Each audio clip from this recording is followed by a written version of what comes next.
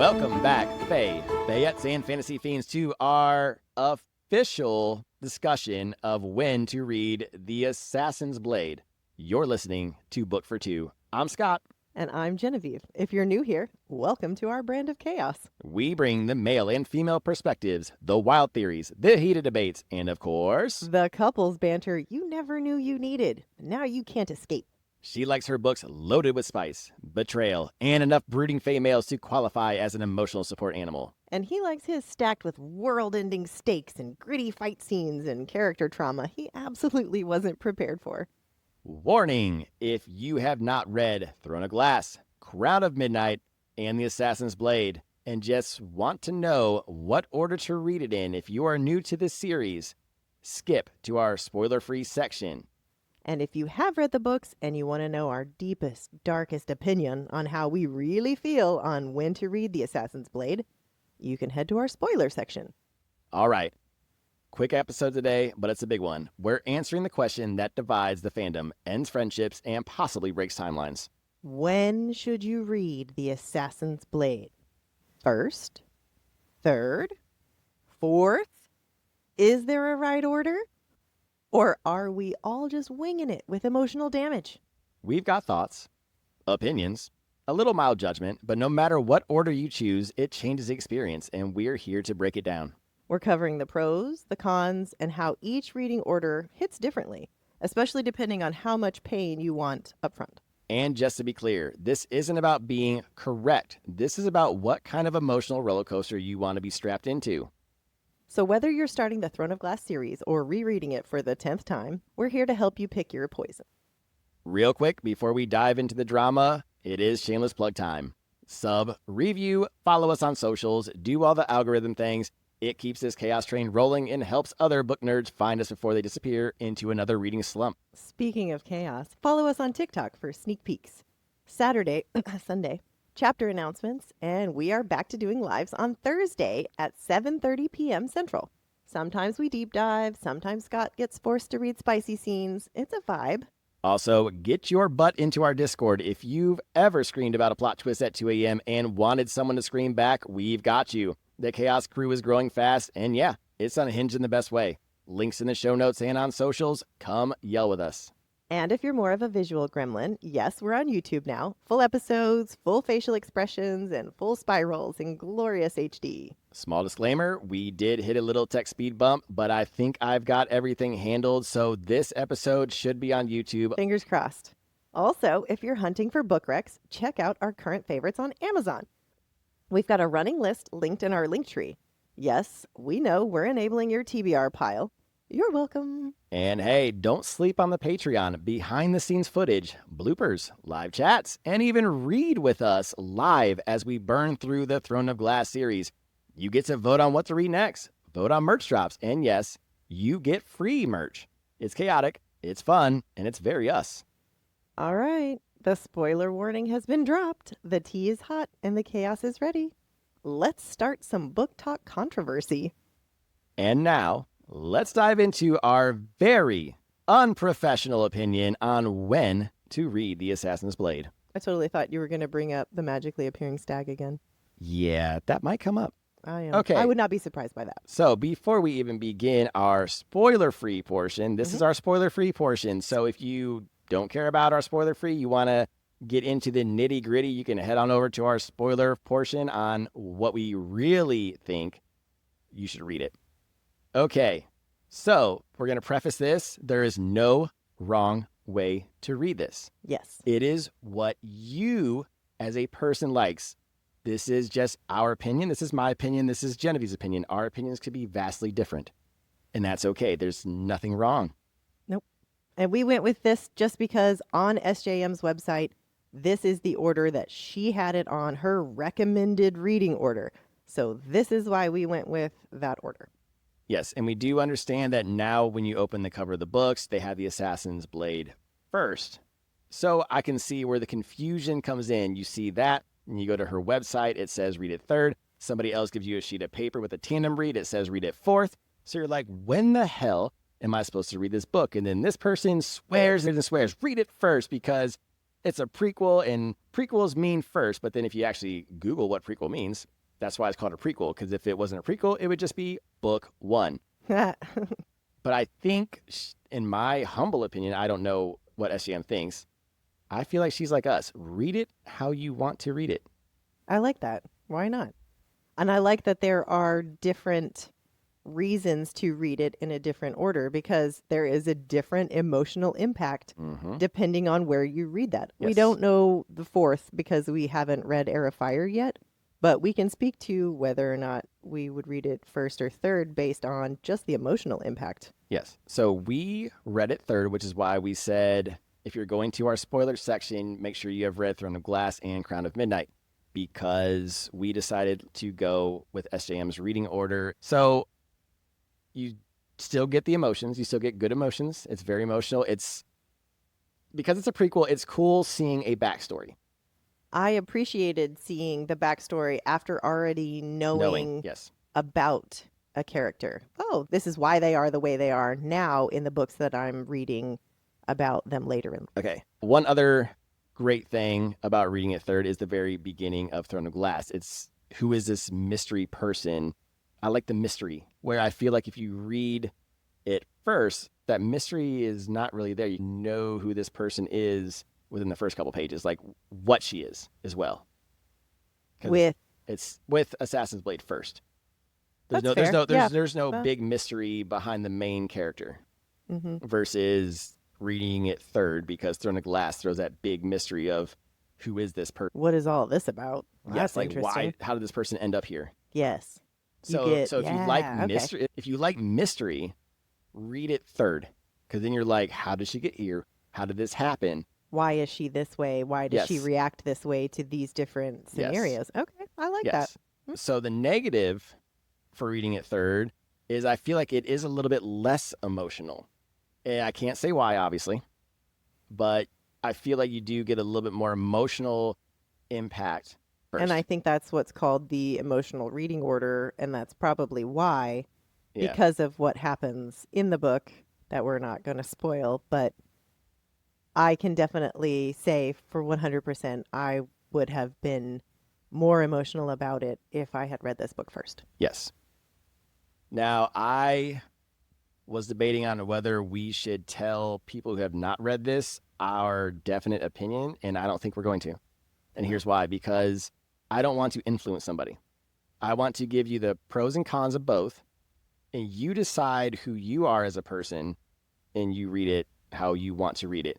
Now, for our spoiler people, yes, we are going to give our 100% opinion. Because they've already read it. Influence. Yeah, no, that makes sense. I like that. Because I hate seeing that on TikTok when people are influenced. Like, you have to read it first. I can't believe you would do this. Yeah. And there's no right or wrong way. Do what you want. And that's why there are so many different reading orders for it. Yes. How do you want to feel? And then you can decide how you want to feel. It's the same with the tandem. Like, for the tandem, that might be too much for somebody to handle, even with a checklist. Yeah. So they might just read one and then read the other. And that's not wrong either. But somebody might want to be like, okay, this is going on at this time, and want to read it together. Yeah. And that's what we're going to do, because we think that'd be fun. Is it time? It is time. But before we get into spoilers, do not leave us yet, spoiler-free people. I do want to leave you with this. If you want to read it third, you get more of a mystery, but you still get emotion. Trust me, you will, because I did. I cried. Yeah. Reading it first, if you want straight up emotions, like hard hitting as hard as it can go, read it first. If you like growth and watching someone grow in I will call it 5 mini stories. So it is 5 novellas. That's not a spoiler. So that's kind of it's different. It's very well written, and I will be honest, the very first 2 novellas, they're not boring. I don't want to say that. They're not boring. They're just not as exciting as the last 3 novellas.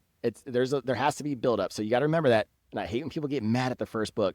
The first 100 pages are so boring. They have to create a whole fucking world for you. Calm down.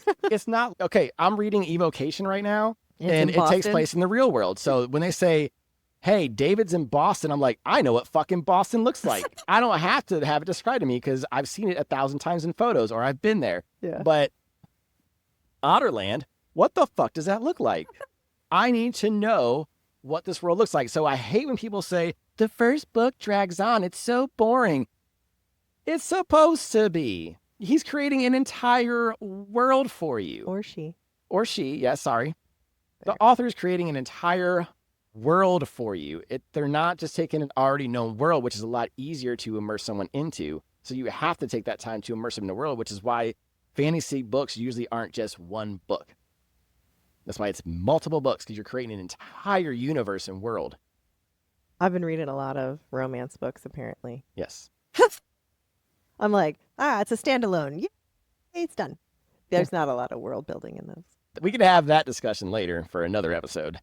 I have thoughts on that too. Oh, I bet you do. Oh, I have many thoughts. All right. Are you ready to do the spoiler section of this? Let's do the spoiler section. Okay, this is your last chance. Last chance for spoilers. Done. 5, 4, 3, 2, 1. Here we go. Here we go. All right. So like I said, we read it third. We read it third. We loved the fact of Celaena, again, in Throne of Glass, coming out of Endovier. Who is she? I just feel like that setup was better. And I feel like we were pulled into the story immediately. Yes. And we have heard and talked about that with The Assassin's Blade. The first couple of novellas won't nearly draw you in as quickly as Throne of Glass did. Who is this person? What is she doing? What do you mean this is Otterland's assassin and she's 18 years old? What are you talking about? Honestly, if you read it third, I feel like you get more out of the first two novellas than if you read it first. And here's why. Because you barely hear of in Throne of Glass the Skulls Bay incident. And so it's really cool that after 2 books, you go back to it and you're like, oh my God, this is how it happened. So it's cool. So you're more excited than a first-time reader, because the first-time reader is like, what's happening right now? But we know what's happening. Yeah. We're like, this is how she does it. This is really cool. Because she alludes to it like, oh, she saved 200 slaves. And we're like, wait, what? And then we learned about it. And it's the same thing with the assassin and the healer. Like, we know magic's gone. So we know what happened to Irene's mother. So we're like, oh shit, when we meet a new character. So for us, that's exciting and a novelty for us. We're like, another new character that we might see later on. Mm-hmm. And for a new person, they're like, oh, maybe I'll probably see this person later in the book, but we know we're not. You know, because they don't know anything about anybody if they read it first. So there's definitely benefits to reading it third, and we found those benefits because it is cool to go back and see some of these stories. But then once you get to the last 2 novellas, that's where reading it first really has a much bigger impact. Much bigger emotional gut punch. Because you think, hey, this is the MMC and the FMC, and this is going to be like forever. A budding romance. Like they were high school sweethearts, blah, blah, blah, blah, blah. Yes. And then they pull a fucking Ned Stark on you at the end. Hey, do not tell me when all of us saw season 1 of Game of Thrones and we saw Sean Bean get his head chopped off, the only like known actor in the entire series, and we were like, what the fuck? What? Because let's be honest, most of us never read the books. We went straight into the series. Yeah. And we saw that shit happen. We were like, the fuck? Imagining a romance reader who is so engrossed in a romantic scene. You're like, here, read Assassin's Blade, where like usually the MMC survives throughout the entire book. Yeah. And then they get to this, you're like, what the fuck did you give me? And then they're just devastated, and they're like, I don't even know if I want to continue I don't want to this keep series. going. This is terrible. Oh, man. So, yeah, but it's all about hindsight, though, because, again, we can sit there and say, oh, we should have read it first. It would have been more emotional. But then would we have enjoyed Assassin's Blade as much as we did? Because we enjoyed it because it was backstory. We know Celaena. Yeah. It was fun seeing her grow up a little bit. That's hard. That's a very difficult one. We're going to have to say the same thing. It's going to have to be based on what kind of emotional gut punch you want. Yeah. The reason why I didn't cry is, and now I can finally come out and say it, is I just didn't get attached to Sam because I had 2 whole books to get over Sam already because I knew he was dead from the very get-go. Her first love is dead. Okay, got it. She breaks up with Dorian to save Dorian. Then her and Kale go through their out. And I'm like, okay, now I have to go back and relive a third traumatic event for her romantically. But I already knew he was dead. So I'm like, so she's already processed the grief. So what? She is processed. She most certainly has not. No, this is why I empathize with her. because you see how emotional I get with my brother a lot, and it's been Yes. 10 years. For her, it's only been 2 years. So what I mean by over it, you never, ever get over it. What I mean by she is over her grief is she has processed her grief. She has allowed herself to move on to somebody new. That's what I mean. She allowed herself to be Not with vulnerable. Dorian. This poor girl. It's just trauma after trauma. How's she even sane? Is she going to be sane by Kingdom of Ash? I Fuck, imagine dude. not. Good This poor Lord. thing. Her best friend, her first love, fucking, then her Who other love, knows? but so-called betrays her, and then fucking she just doesn't have feelings for poor Dorian, who would be the perfect boyfriend for her. What a pain in my ass. Oh, man. Anyway, so reading it first, yes, way more emotional with Sam's death. I would have seen the signs probably, but it still would have been more impactful. Yes, I knew that Sam was going to die. I understand that. It was still emotionally impactful for me, and I don't think it would have been as bad if, I'm going to say this, it just occurred to me, if SJM had not thrown in those little one-liners or those quotes that were like, we'll do this in the future. We have all the time in the world. And I was like, why don't you just stab me in the heart? Like, twist. Ugh, I'm about to cry thinking about it. See, that didn't make me sad. What? Because to me, all I kept thinking in my head was when he said, we got all the time in the world, all I thought in my head was, oh, just wait, buddy. That's because I knew. Aw. Yeah. But there was another part that almost made me tear up, and that was when we found out how she got her quote.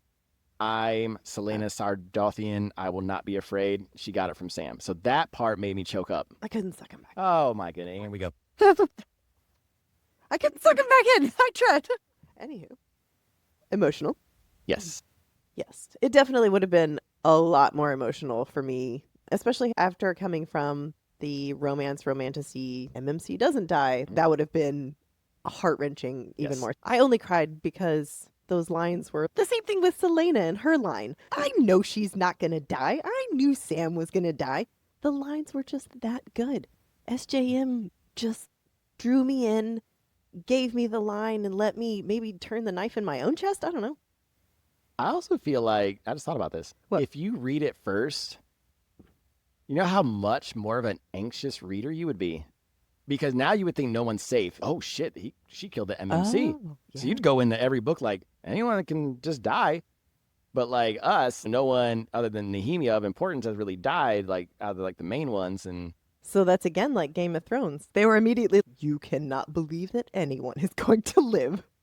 But Game of Thrones was a lot more brutal with its main characters. I mean, it just offed main character after main character. You're like, who the fuck is the MMC or FMC in this? Obviously, it's Daenerys and Jon Snow, but Yeah. still.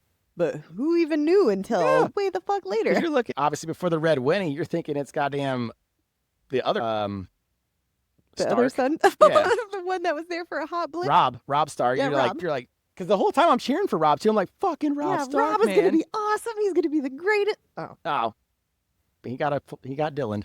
man. Dylan. Oh, poor Dylan. All right, so we give our official what we think, or do you still want to discuss a little bit more? No, I don't need to discuss anymore, but I don't know how to answer that. Do you want to be emotionally devastated? Read it first. Well, but at this point, it's not. We already did that for them, so this is what you and I feel. Like, this is what Genevieve feels, not what Genevieve and Scott feels. This is what Genevieve feels, not what our podcast feels. Do you like the way we read it, or would you have wanted to read it first?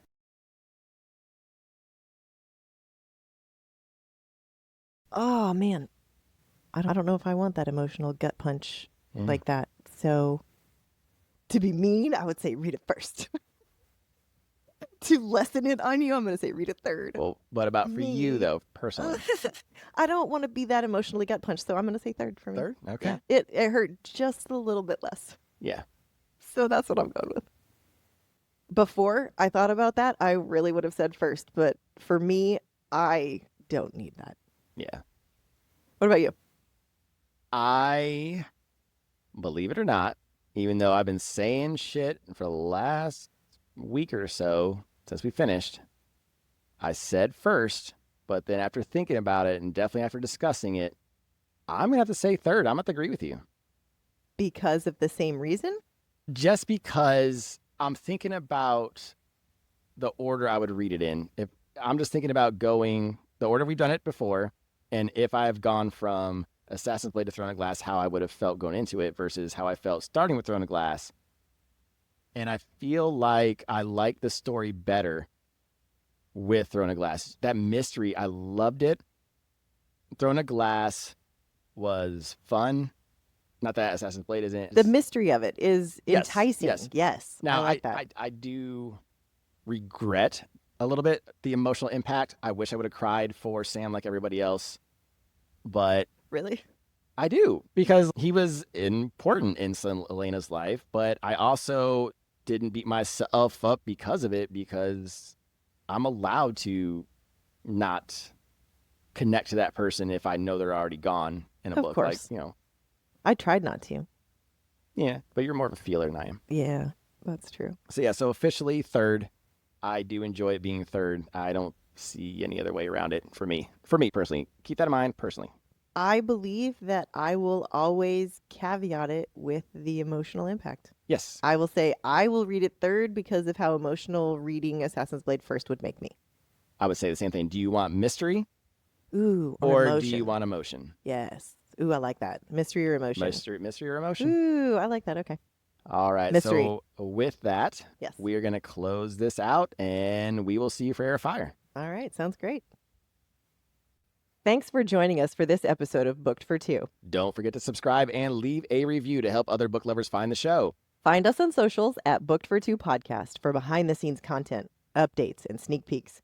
We'll also post next week's chapters every Sunday, so you can read along. Join us for our live Q&A. We are back to Thursday at 7:30 p.m. Central on TikTok. We'll answer your burning questions, react to your theories, and occasionally overshare our book-related emotional damage. Want even more chaos? Join our Discord. The link is in our bio. Come hang out, chat books, and get early access to exclusive content. Finally, don't forget to grab your stickers and bookmarks at bookedfor2.com. Until next time, keep turning the page.